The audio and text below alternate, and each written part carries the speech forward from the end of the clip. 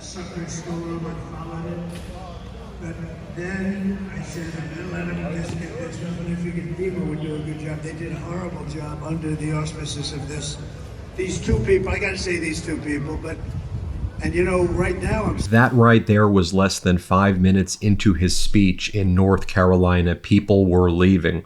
Donald Trump didn't even know what state he was in. In this next clip I'm about to show you from his disastrous speech in North Carolina, he says that you have one of the best candidates here, Dave McCormick. Where is David? Dave McCormick is the Republican candidate for Senate in Pennsylvania, not North Carolina. Play this clip. And you have one of the best of all right here, David McCormick. You know that. Where's David? Is he around someplace? You know, we just left him. He's a great guy. In the next clip, Donald Trump said, I just left another good place in North Carolina. But here's the thing, Trump's last event was in Pennsylvania. He had just arrived in North Carolina 20 minutes before saying this. Play this clip.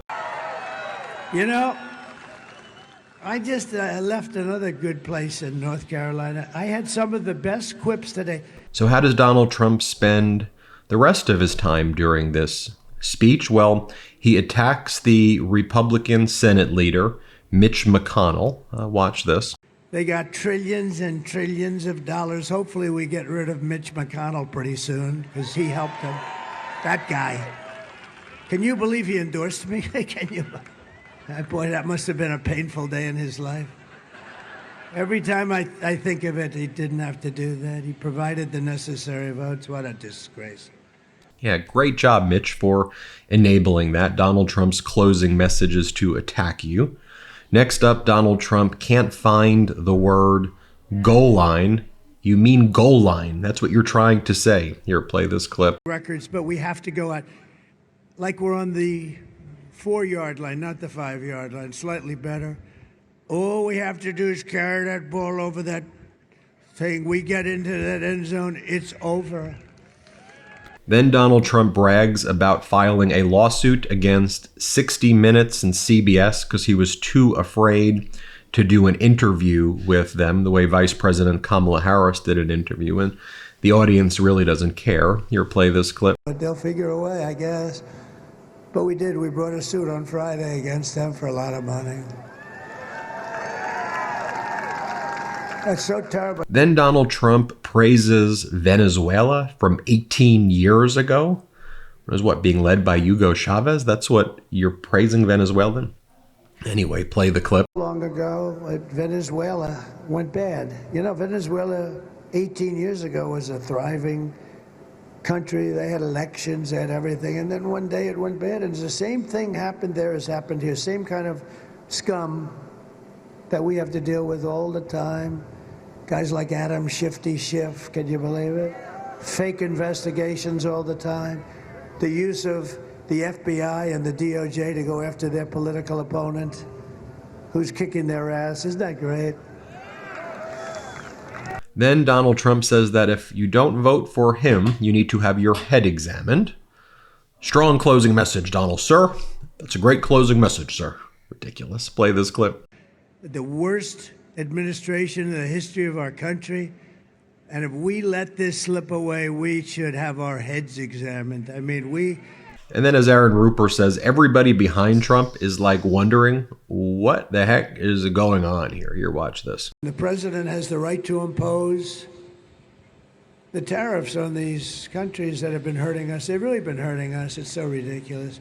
They end up closing. Everybody loses their job. Then they make it in their country, and then they send it back to us with no tax, no nothing. And we lose it. We lose the company. We lose the jobs. We lose sort of everything, and it's so stupid. And all we have to do is the same thing, but we have a big advantage because we have the pot of gold. See, ours is really the pot of gold. Ours is the one that they want, but we won't have that pot of gold very long because the way these fools are running our country, we're going to be a busted country pretty soon. Then more lies from Donald Trump about the hurricane relief in North Carolina. He continues to lie and to use this natural disaster as like a wedge issue to try to divide people. And he provides all of these lies and says all of these lies that are hurting people and harming people's lives and potentially killing people who are entitled to aid, who should be receiving aid, and he's lying about the aid that they're entitled to. Here, play this clip. You did the worst job ever on hurricane salvage and removal and just the security. What they've done, it's so bad. You know, they spent their money on the migrants coming in, on illegal migrants. They don't have any money. FEMA's got no money. You may assume that you're getting everything your body needs from your diet or simple green juice, but I recently discovered that most people, including myself, are still short on essential nutrients our bodies need to function at our best. So I've been taking Momentous creatine, omega-3, and protein daily to ensure that all of my bases are covered. These 3 supplements support nearly every aspect of my foundational health, from aiding my cognitive function to reducing inflammation in my muscles and joints, just to name a few. My Momentous daily protocol has become a staple in my health routine and makes the perfect addition to other wellness products that are part of my toolkit as well. Look, supplements can feel like a dirty word, and navigating the space can be daunting due to lack of trust and transparency in the space, but I've come to learn that I can trust Momentous, which makes the decision easier. My trust in Momentous is because of their dedication to working with the best, from their collaboration with experts to their unparalleled commitment to only using the highest quality ingredients, and they invest in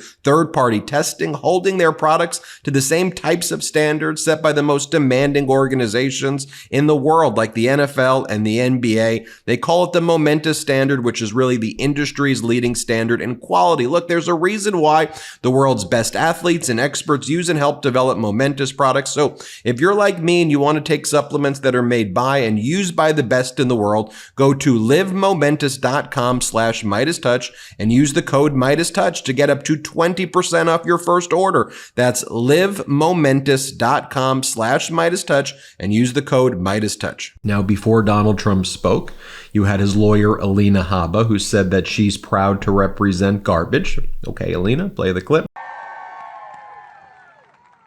Sundays are usually for God, but these days, Sundays are also for God and garbage. So I'm so proud to represent America's garbage. Then Alina decides that after additional tapes of Jeffrey Epstein were released, where he mentions that Donald Trump was like one of his close friends for the past 10 years, and he says all of these things about his relationship with Donald Trump that we've covered on this channel, Alina Habba says, how about that Epstein list? Okay, Alina, play this clip. How about that Epstein's Island list? I want to see that list.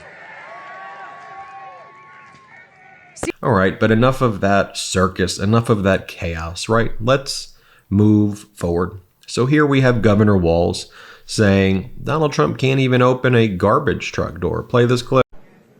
Now, Donald Trump said you shouldn't worry about this. If you're a woman, he'll be your protector. Donald Trump will be your protector.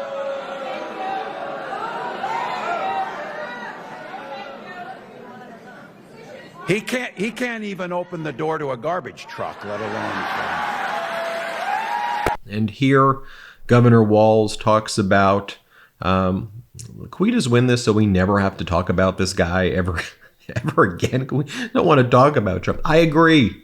As someone who runs this channel, I agree. Play this clip.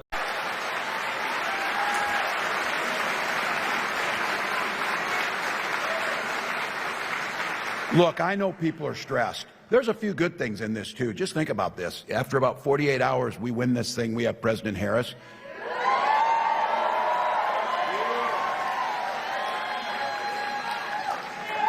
We won't ever have to talk about this guy again. Never.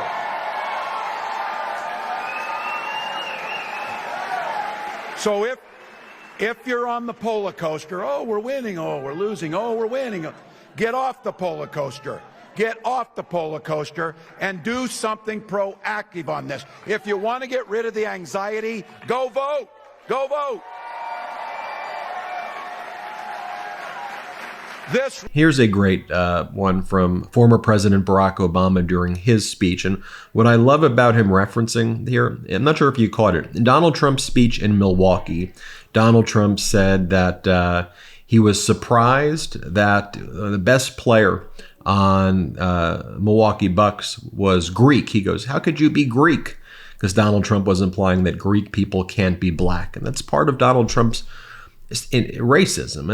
And former President Barack Obama calls it out. Here, play this clip. If you are black or Latino, and you feel like too often your community is overlooked by politicians except during election time, I get how you feel.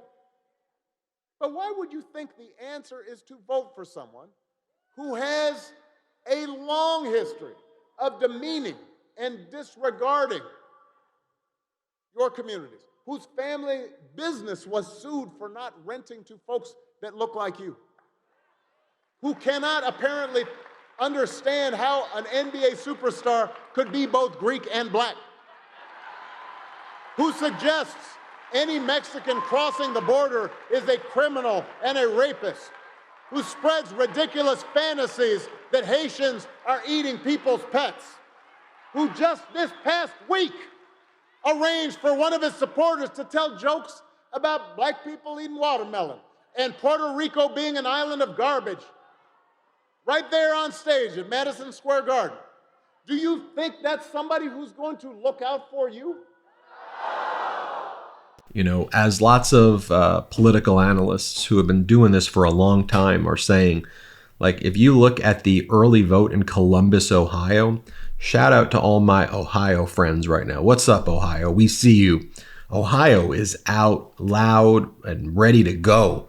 You know, when I think turn the page forward as well and move away from this chaos, I think Ohio is going to surprise the nation in line with that Iowa poll that we saw. I just think people are sick of this Trump chaos. They see this stuff and they're just like, I don't care what political party I'm from. Enough of this nonsense. Like here in this speech in North Carolina, you'll hear, listen carefully, someone in the crowd yells, pardon the J6ers, January 6ers. And Donald Trump's like, yeah. And the crowd like cheers on that. Play this clip. You'll end up in World War III. Yeah, it's true. You know, which I should tell you that at the beginning of Donald Trump's rallies, he does, rather than the national anthem, they pledge to the J6ers. You're like, what are you talking about? They pledge allegiance to the January 6th insurrectionists. So that's what Trump's been doing. I'll show you an earlier speech where that would go down. I think they've kind of tried to stop doing that recently. But throughout most of his speeches this campaign cycle, they pledge allegiance. They've changed the lyrics of the national anthem to the J6 anthem, they call it. It's a song Trump made with the most violent insurrectionists. So let me just share that with you so you can see it. Ladies and gentlemen, please rise for the horribly and unfairly treated January 6th hostages.